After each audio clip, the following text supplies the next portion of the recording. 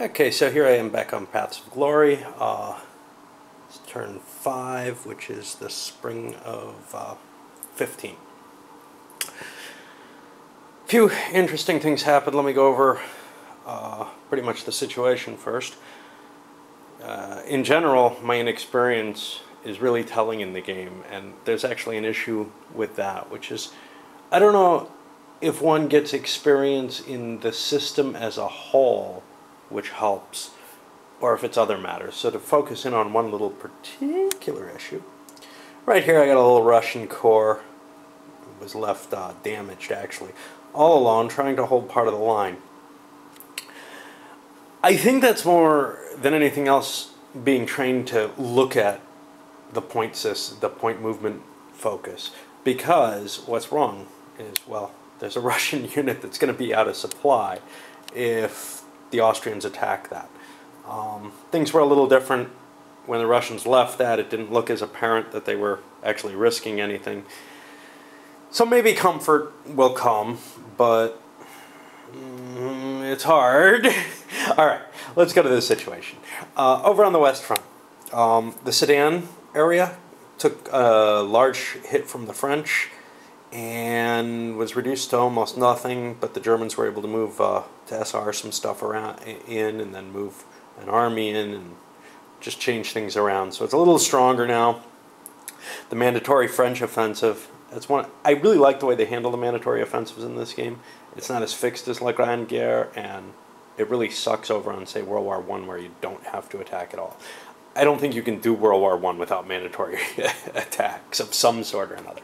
All right, so what happened? Well, there may be an opportunity that was passed by the French. On the other hand, they got to strengthen their forces a little bit. Over on the biggie, Italy entered the war. Their troops start out so crappy, damaged, etc., that it seems that the light garrison I had was maybe sufficient.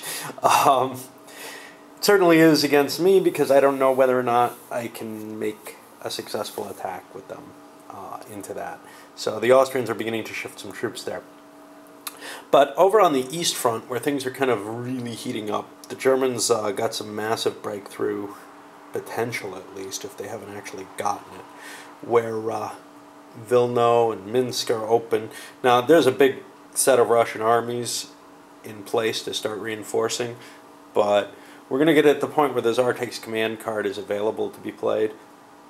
That's 3 victory point cities lost. Problem with that is, in order to get there, the Germans had to throw that card and play it to get this far along in it, because it's a valuable card. But at least next time they'll get it. The total points that are required, the victory points on the Russian side plus the combined war effort, has to be over 33. It's nowhere near that, so for Russian collapse to begin.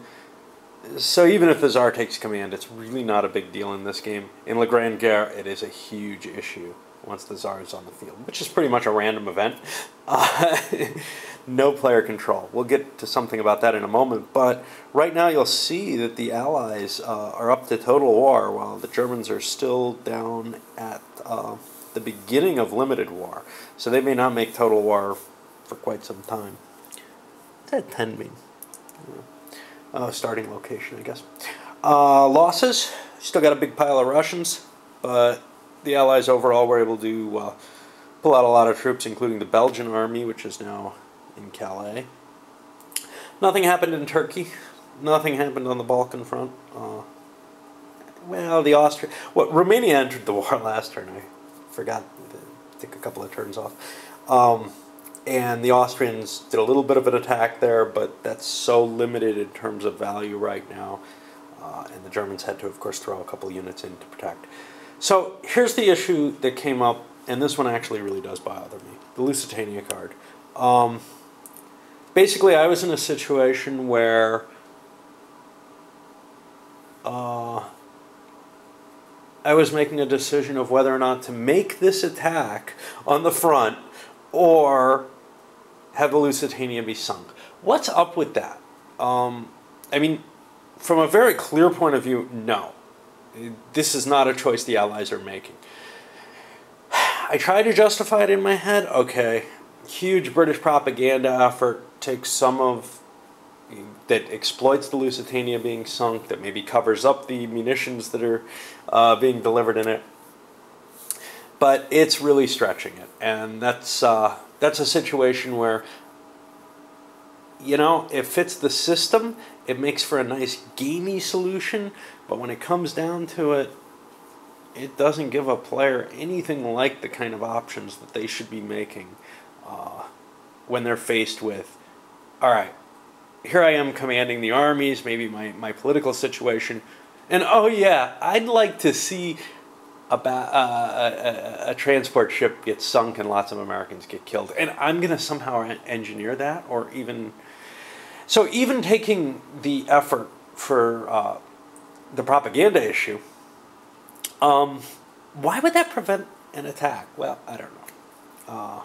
But it's something I wanted to do. I just had to get off my chest, because that's the kind of thing that bugs me in this system. I'm going to see the same thing with the Zimmerman telegram, I'm sure. Whatever the situation is, there's going to be choices where, do I want to use this or not, or what? Anyway, victory points are frozen about the same place because the Germans were able to send the High Seas Fleet out and get a victory point off that because the British didn't have a fleet in reserve. All right, more later.